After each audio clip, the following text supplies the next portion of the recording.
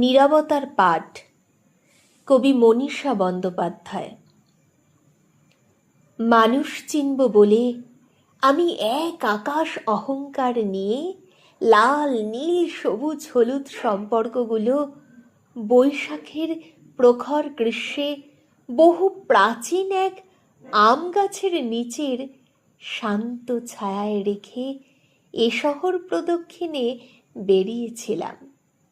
ফিরে এসে দেখি লাল কখন তার খোলস ছেড়ে হয়ে গেছে সবুজ, নীল হয়ে গেছে কমলা, সবুজ বদলেছে বাদামি রঙে, আর হলুদ হয়ে গেছে কালো।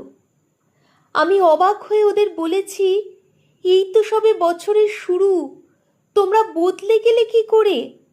নিদেন পক্ষে বর্ষাকে আসতে দাও, এভাবে বদলে গেলে চিনব কি করে?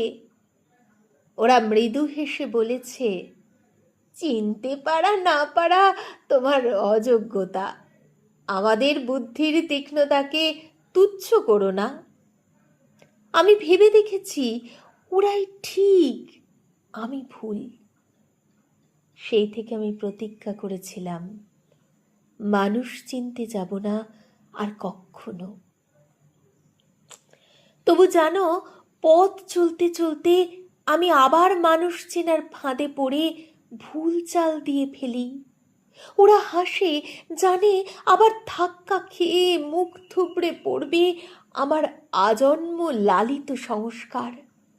তবু আমি আবারও ভুল করি, আবারও।